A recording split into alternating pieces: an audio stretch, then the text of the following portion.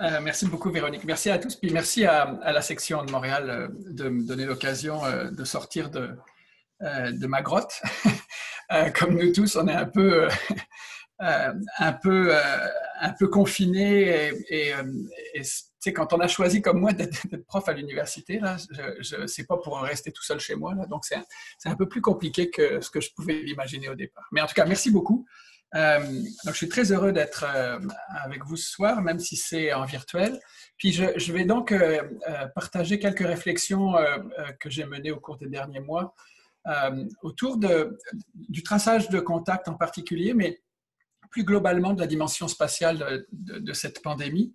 Puis, juste pour faire un rappel, parce que je radote souvent, mais c'est pas nouveau, là, puis Julien l'a évoqué, mais ça remonte à très longtemps, là, la proximité entre l'analyse spatiale et les épidémies, ou la pandémie, ou l'épidémiologie. Puis on considère même d'ailleurs que le premier exercice patent d'analyse spatiale est l'œuvre d'un épidémiologiste, John Snow, lors de l'épidémie de choléra qui a frappé Londres, l'Angleterre en général et Londres entre 1830 et 1854. C'est plusieurs dizaines de milliers de personnes qui sont décédées. Et puis la petite histoire, c'est qu'il a réussi en superposant différentes couches de données, les points d'accès à l'eau potable, les pompes, et une cartographie que lui réalisait au fur et à mesure que les foyers et les sources d'épidémies apparaissaient. Il a réussi à mettre en évidence que il y avait un hotspot ou un foyer d'épidémie autour d'une pompe en particulier.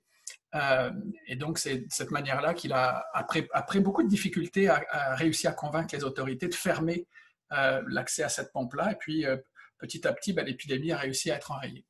Donc, c'est vraiment quelque chose de très ancien. Et, et, donc là, ce que je veux voir avec vous, là, plus globalement, dans le cadre de la pandémie qui nous préoccupe et que l'on vit aujourd'hui, il y a quelques questions qui me semblent, moi, et qui ont guidé un peu les réflexions que j'ai menées au cours des derniers mois. Il y en a 4 en particulier. La première, c'est, et qui préoccupe les gouvernements et qui nous préoccupe, comment est-ce qu'on peut contrôler dans le temps et dans l'espace le respect d'un certain nombre de mesures sanitaires, alors que on le sent tous, il y a une vraie lassitude, il y a des oppositions qui s'affirment de plus en plus et de plus en plus fort. Comment on peut assurer un suivi socio-spatial plus précis, puis on en a vu des exemples de la progression, de la distribution et de la diffusion des cas de Covid, pas Covoïd, mais Covid-19. Par quels moyens organiser un relâchement mesuré, graduel et sécuritaire du confinement, parce que c'est un autre enjeu. On sait qu'on va devoir vivre avec cette situation-là pendant encore de nombreux mois, peut-être années. Et au fond, ensuite, tout simplement, mais ce n'est pas si simple, comment est-ce qu'on peut envisager la vie post-Covid? Donc ces 4 questions-là, en fait, elles sont assez récurrentes. Puis jusqu'à présent, la réponse un peu générique que les gouvernements à travers le monde nous présentent, puis Julien l'a mis en évidence, c'est une stratégie numérique qui s'appuie essentiellement. On parlait beaucoup de traçage de contact au printemps dernier. Aujourd'hui, comme pour nous rassurer, ils nous disent plutôt non, ce n'est pas du traçage de contact, c'est de la notification d'exposition. Si vous avez vu un peu le glissement sémantique qui s'est opéré au cours de l'été, en particulier chez nous.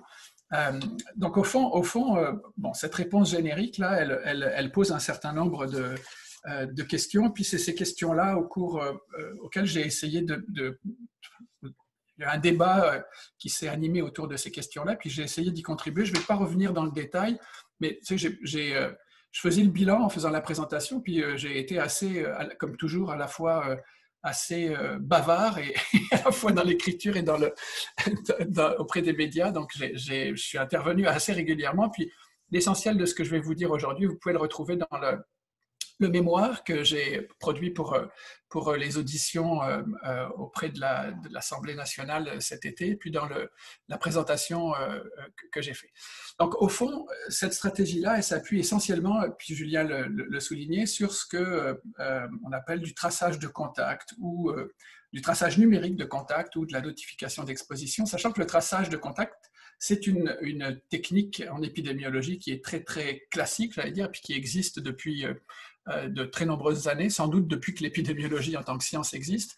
mais qui n'a pas toujours été réalisé sous forme numérique, évidemment, et puis qui principalement, aujourd'hui encore à travers le monde, y compris au Québec, est réalisé sous des formes non numériques, hein, du traçage qui se fait en appelant les gens avec des technologies plus analogiques, du traçage manuel, etc. Puis ça consiste en quoi? Là, j'ai repris un schéma qui est le schéma de Stop Covid en France, mais qui fonctionne assez bien pour l'application qu'on connaît ici au Québec et au Canada, qui au fond, fonctionne un peu sur le même principe, qui est que grosso modo, on nous dit installez une application sur votre téléphone et une fois qu'elle est activée, par l'intermédiaire du protocole Bluetooth, qui est finalement une onde radio qui sert à communiquer des informations, si jamais suffisamment de monde utilise cette technologie, si jamais au cours de vos déplacements, vous rentrez en contact avec quelqu'un qui, à un moment donné, est déclaré positif, et que cette personne-là est restée dans votre environnement pour une durée, on parle de 15 minutes, c'est paramétrable, à une distance de 1 mètre ou 2 mètres, ben vous allez être notifié, puis vous pourrez vous-même prendre les mesures qui s'imposent, appeler la santé publique, vous faire tester, etc. Donc ça fonctionne sur ce principe-là qui est assez simple, c'est-à-dire le téléphone enregistre un code qui est crypté, puis dont le cryptage d'ailleurs est régulièrement remis à jour pour limiter au maximum les risques de fuite ou de piratage. Et donc, évidemment, c'est un modèle complètement décentralisé qui nous est proposé. Et donc, les seules informations stockées sont stockées sur votre téléphone pendant un certain temps. Et si jamais dans la liste des téléphones avec lesquels votre téléphone a été en contact, à un moment donné, une notification apparaît, ben, vous allez être informé. Donc, c'est basé sur une technologie qui a été développée essentiellement par Google et Apple. Le Bluetooth, vous connaissez tous. Les créateurs de cette technologie-là, eux-mêmes, sont un peu sceptiques sur la capacité de leur technologie à répondre efficacement aux besoins du traçage. Mais malgré tout, c'est une solution qui s'est imposée partout à travers le monde et qui, pour l'instant, a donné assez peu de résultats, il faut être quand même honnête, voire pas, y compris d'ailleurs chez nous. Donc, je ne vais pas revenir sur l'ensemble des critiques qu'on peut formuler. Je veux juste rappeler là, et puis je l'ai dit à plusieurs reprises, moi, je ne suis pas opposé, au contraire, au traçage ou à l'usage de la géomatique, surtout pas d'ailleurs, pour nous aider à faire face à ces 4 questions que j'évoquais plus tôt. Mais je pense qu'on a raté beaucoup d'occasions, et puis c'est un peu de ça dont je veux parler avec vous. On a raté beaucoup d'occasions parce que le seul moyen, et puis là encore tous les exemples, que ce soit les exemples de Julien ou ceux de Samuel, nous montrent bien que pour être capable de faire un traçage efficace, il faut qu'on sache pas seulement quel téléphone, mais qui. Il faut qu'à un moment donné, les autorités de santé publique sachent qui est porteur du virus et avec qui cette personne-là a été en contact. Combien de temps, vraiment combien de temps, quand, où exactement, et puis pas avec une précision qu'on n'est pas capable de qualifier, spatiale, j'allais dire, et puis dans quel contexte, parce qu'on s'entend que être pendant 15 minutes ou 10 minutes en contact qui est derrière un mur, le risque ou le niveau de virosensibilité du contact n'est pas le même que si vous êtes 15 minutes face à quelqu'un qui n'a pas de masque et avec qui vous échangez tranquillement à l'intérieur d'un bâtiment non climatisé. Donc tout ça, là, ça change complètement la qualification du contact ou de la proximité. Puis évidemment, toutes ces questions-là auxquelles on devrait pouvoir répondre doivent être entourées d'un certain nombre de précautions éthiques et juridiques, de façon à la fois pouvoir exploiter ces données-là, de façon à à efficacement répondre aux enjeux qui sont ceux du suivi de la lutte contre la pandémie, mais en même temps en garantissant un certain nombre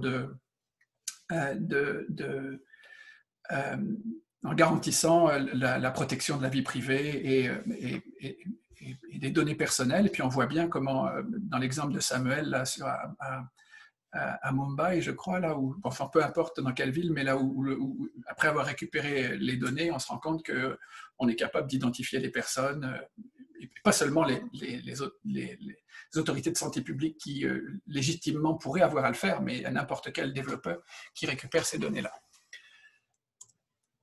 Alors, puis c'est là qu'est tout l'enjeu de ce travail-là, de ce traçage de contact, c'est que au fond, il y a comme un genre de, pas de paradoxe, mais de contradiction qui fait que plus l'application va être capable de répondre efficacement aux besoins, et plus grands les risques vont être pour les utilisateurs.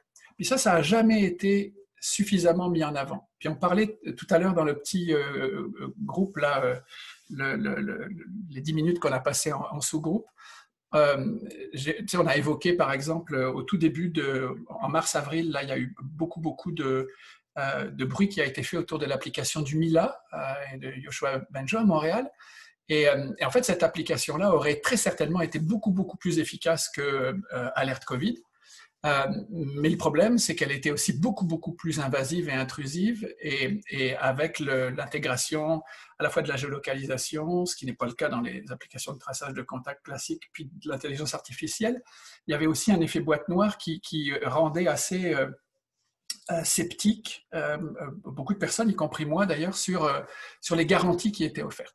Donc on est à l'intérieur d'une matrice dans laquelle plus on améliore l'efficacité de la détection, de la virosensibilité du contact, et plus grands les risques éthiques sont, et plus grands les risques pour les données personnelles sont également. Et ça n'a jamais été vraiment adressé. Puis le seul moyen de sortir de ce cercle-là, ou de cet enjeu-là, c'est qu'à un moment donné, et ça aurait dû être à un moment donné, que le gouvernement, les autorités de santé publique, acceptent ça, puis disent, ben voilà, on a les moyens technologiques vraiment de développer quelque chose de très efficace pour nous aider à répondre aux 4 questions là, que j'évoquais au début. Mais pour ce faire, on va devoir travailler ensemble, puis on va vous donner des garanties, puis il va falloir qu'il y ait une relation de confiance qui s'installe. C'est pas ça qui a été fait du tout, puis on a raté une vraie occasion, à mon avis, dans ce cadre-là. Parce que la géomatique, effectivement, elle aurait pu être au cœur, et elle devrait être au cœur de ces solutions-là et de cette stratégie en partie numérique de sortie de pandémie et de gestion de la situation de pandémie. Puis c'est ce que j'ai essayé dans un article là, que la revue géomatique de l'Ordre des arpenteurs géomètres m'a demandé d'écrire il y a quelques temps de ça. C'est ce que j'avais essayé de résumer. Alors, avec vous, il y a rapidement quelques questions et quelques pistes de solutions que je trouve intéressantes. La première, à mon avis, et puis un des rôles que la géomatique aurait dû ou devrait jouer dans une situation de pandémie comme celle-là, c'est une vraie stratégie de production de traces géonumériques. On en produit tous des traces, là, on le sait, puis explicitement, implicitement, on les contrôle assez peu, mais on en laisse partout des traces.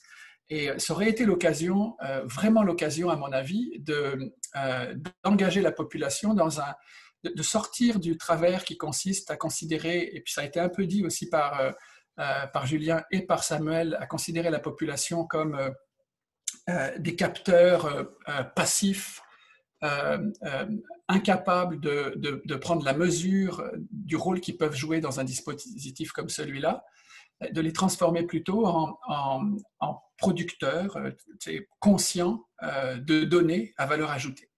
On a tous des téléphones, on se déplace, de toute façon on produit des traces. On produit des traces quand on utilise notre carte de crédit, on produit des traces quand on paye avec notre téléphone, on produit des traces quand on recherche un itinéraire, quand on achète quelque chose. Et c'est bien d'ailleurs la mise en relation de chaque geste qu'on pose dans l'environnement numérique avec notre localisation géographique qui fait que on rematérialise en permanence cette vie numérique. Donc là, il y avait vraiment, à travers en plus des dispositifs qui existent, des approches et des méthodes de sciences citoyennes qui sont dans beaucoup de projets qui ont été testées, dont on sait qu'elles sont capables de produire des résultats.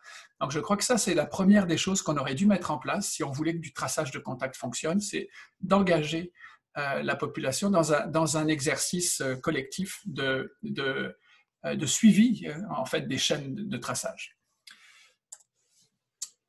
Évidemment, ça pouvait fonctionner, ça ne peut fonctionner que si on est capable également d'évaluer la qualité de la proximité spatiale. Et puis ça, en géomatique, c'est notre métier, puisque la géomatique, c'est à la fois la science du référentiel spatial, c'est essentiellement d'ailleurs la science du référentiel spatio-temporel, et une science de la mesure. Donc, s'il y a bien une chose qu'on sait faire, c'est à la fois produire des données de qualité, interne, externe, mais en tout cas produire des données qui peuvent répondre à des besoins particuliers. Et aujourd'hui, l'application de traçage de contact qu'on nous propose est absolument pas capable de garantir aucunement la qualité de la proximité spatiale qui est mesurée, avec tous les risques de faux positifs et de faux négatifs que ça peut générer. Donc ça, c'est un autre apport qui, évidemment, l'un n'étant pas sans l'autre, c'est-à-dire, si on revient à la matrice, là, si jamais on propose une solution très précise, donc qui met en jeu les principes éthiques et juridiques et de protection des données, il faut en même temps engager la population. Il faut que ce soit un travail main dans la main. Et encore une fois, la géomatique a produit beaucoup de travaux dans le domaine des sciences participatives, par exemple, et des sciences citoyennes. Juste pour terminer là-dessus, il y a un autre élément qui est important dans le cadre des garanties là, dont je parlais, on en a parlé beaucoup, mais c'est les enjeux d'obsolescence programmée de ces applications et des données qui sont produites aussi. Puis évidemment, je vais pas parler beaucoup de ça parce que ça a été très largement présenté, bien mieux présenté par Julien, avec un survol qui était vraiment très intéressant et avec des analyses plus précises sur des cas particuliers par Samuel. Donc on allait vraiment du très général au plus particulier. Mais l'épidémiologie, l'analyse spatiale devrait être la troisième composante. C'est avec l'engagement citoyen dans la production de traces géonumériques, la garantie de la qualité de la donnée et les outils d'analyse spatiale, on devrait être capable de mettre en place une stratégie, on aurait dû mettre en place une stratégie de traçage. Puis c'était dit par Julien à un moment, c'est-à-dire que si on produit de la donnée de traçage et qu'elle est perdue, que personne à aucun moment n'est en capacité d'aller l'analyser, la représenter, à la fois dans le temps et dans l'espace pour voir les dynamiques de progression, de diffusion du virus, la naissance des foyers d'infection, etc. On n'est pas capable de prendre des décisions. Puis c'est dommage parce qu'il s'était discuté en disant est-ce que c'est Julien qui, encore une fois, qui évoquait ça en disant est-ce qu'il y a eu suffisamment de travail collaboratif entre l'industrie géospatiale, le gouvernement, etc. Est-ce que le gouvernement a les moyens? On a un institut qui s'appelle l'Institut national de santé publique dans lequel un certain nombre de diplômés de l'Université Laval en géomatique travaillent, qui a des compétences très claires dans ce domaine-là. Il y a même des chercheurs de l'INSPQ qui, depuis longtemps, ont travaillé avec des chercheurs en géomatique à l'Université Laval, avec des chercheurs de l'Institut national de la recherche scientifique sur des enjeux de santé durable, de santé des territoires. Donc tout ça existe. Toute cette infrastructure-là existe. Pour une raison que j'ignore, elle n'a pas été mobilisée. C'est comme pour moi, ça a été, c'est comme une question sans réponse. Mais en tout cas, on a vraiment raté, à mon avis, puis pas qu'au Québec, mais on parle de la situation du Québec, mais le Canada en général, on a raté une occasion d'innover en matière de suivi de pandémie et de santé publique grâce au progrès que le domaine géospatial a fait au cours des dernières années. Là, c'est un exemple que j'ai vu qui me semblait intéressant, c'est qu'après, on a eu des annonces d'un vaccin, des annonces très encourageantes, avec un taux de réussite de 95% pour le vaccin de la compagnie américaine et allemande, là, alors qu'on sait par exemple que les vaccins contre la grippe sont souvent efficaces à 60-80%. Donc on a vraiment, visiblement, on est très très proche d'aboutir avec un vaccin, mais Esri, pour ne pas le citer, je ne veux pas faire de la publicité pour Esri, mais peu importe, mais aux États-Unis a déjà, il y a un article qui est paru dans JS Lounge, je crois, qui était assez intéressant, puis c'est là que j'ai tiré les deux petites copies d'écran, mais c'est intéressant parce qu'il se pose déjà la question en disant comment la géomatique devrait pouvoir ou nous aiderait à planifier un processus de vaccination massif, que ce soit à l'échelle des États-Unis, mais à l'échelle mondiale, évidemment. La vaccination, ça implique de mobiliser des données, on est bien d'accord, des données qui sont de nature géodémographique. On est dans le cadre d'un vaccin qui va devoir être stocké à des températures très, très, très basses. Donc, il y a de l'optimisation spatiale des centres de distribution du vaccin qui va devoir être fait. Ça envoie à des enjeux de calcul d'optimisation des plus courts trajets, etc., etc. Enfin, tout un tas de choses que la géomatique sait faire, pour lesquelles elle a des outils. Donc, ça va prendre des plans de distribution qui sont adaptés aux contextes locaux et aux infrastructures locales, à la capacité des infrastructures à supporter des déplacements massifs, etc. Puis, j'aimerais savoir des réflexions dans ce sens-là et pas attendre le jour où le vaccin va être disponible et à gérer comme ça va pouvoir être géré à ce moment-là. Donc là aussi, en matière prospective, je crois que l'INSPQ aurait, au Québec, si quelqu'un de l'INSPQ est dans l'assistance, aurait bien tout intérêt à regarder ce qui peut se faire. Et puis je vais terminer là-dessus rapidement. Et après, c'est-à-dire que on nous promet une société différente après, et puis surtout on nous dit oh, vous allez voir, ça va être tellement mieux parce qu'on aura pris toutes les leçons de cette pandémie, puis on va vivre beaucoup mieux. Peut-être.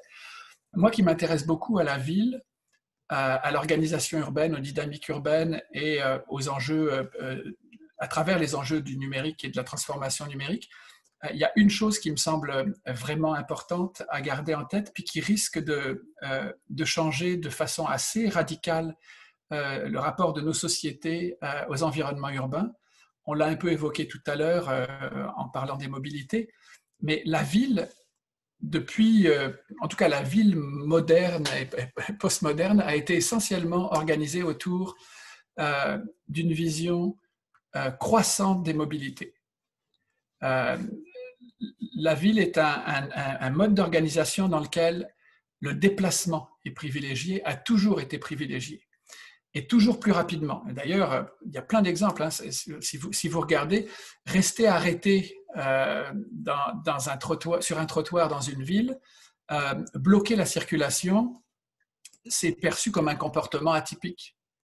Je me souviens, moi, d'un projet, j'ai passé une partie de mon année sabbatique, la dernière, en Australie. Je travaillais dans un centre de recherche à l'Université de Melbourne, puis on avait une réunion avec les autorités de police municipale, parce qu'ils ont mis des caméras, comme dans beaucoup de villes, un peu partout, puis ils disaient, nous, on aimerait bien avoir chez vous les spécialistes de reconnaissance de forme, d'imagerie, pour nous aider à être capable de repérer sur de la vidéo urbaine des comportements atypiques. Puis là, on disait, mais c'est quoi pour vous un comportement atypique? La question avait été posée.